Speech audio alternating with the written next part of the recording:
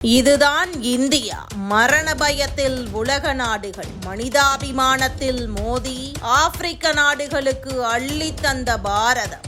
அசந்த உலக நாடுகள் பிற நாடுகளின் செல்வங்களை அழிக்கவும் நிலப்பரப்புகளை கைப்பற்றவும் ஆயுதங்களுடன் போர்க்களத்தில் நின்று கொண்டிருக்கும் இவ்வேளையில் இந்தியா மட்டும் அமைதி மற்றும் மனிதாபிமானத்தின் முகவரியாக திகழ்ந்து உலக நாடுகளுக்கு உதவிக்கரம் நீட்டி வருவது பாரதத்தின் பெருமையை உலக அரங்கில் உயர்த்தி இருக்கிறது. குறிப்பாக கடந்த 5 ஆண்டுகளுக்கும் மேலாக நீடித்து வரும் ரஷ்யா உக்ரைன் போர் ஒருபுறம் உலக பொருளாதாரத்தை சிதைத்துக் கொண்டிருக்க, மறுபுறம் ஆப்கானிஸ்தான் பாகிஸ்தான் எல்லை மோதல் தீவிரமடைந்துள்ளன. தற்போதைய சூழலில் இஸ்ரேல், அமெரிக்கா மற்றும் ஈரான் ஆகிய நாடுகளுக்கு இடையே நிலவும் போர்ச்சூழல் ஒட்டுமொத்த சர்வதேச சமூகத்தையும் அச்சத்தில் ஆழ்த்தியிருக்கிறது. ஹார்முஸ் ஜலசந்தி வழியாக செல்லும் ஆயில் டேங்கர் கப்பல்கள் மீதான தாக்குதல்கள் கச்சா எண்ணெய் போக்குவரத்தை பாதித்து உலகெங்கும் பெட்ரோல் டீசல் தட்டுப்பாட்டையும் கடும் பொருளாதார நெருக்கடியையும் உருவாக்கியுள்ளன.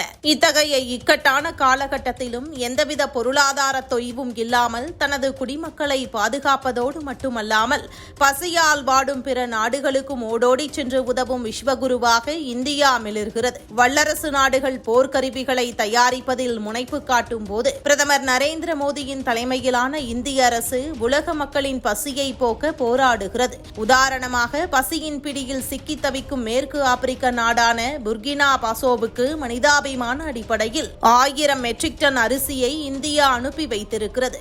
இது வெறும் உணவுப் பொருள் மட்டுமல்ல, ஒரு நாட்டின் மீதான இந்தியாவின் அக்கறையின் அடையாளம். இதேபோல் மேற்கு ஆப்பிரிக்க நாடான சியரா லியோனில் பள்ளி குழந்தைகளின் பசியை போக்க 10 லட்சம் கிலோ அரிசியை இந்தியா வழங்கியிருக்கிறது.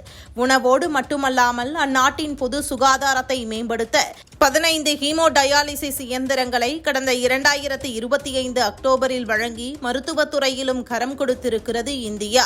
அண்டை நாடான ஆப்கானிஸ்தான் வெள்ளம் மற்றும் நிலநடுக்கங்களால் நிலைகுலைந்து போயிருந்த சூழலில் அந்நாட்டு மக்களுக்கு தேவையான அத்தியாவசிய நிவாரணப் பொருட்களை அனுப்பி வைத்து அண்டை நாட்டு உறவுக்கு புதிய இலக்கணம் படைத்திருக்கிறது.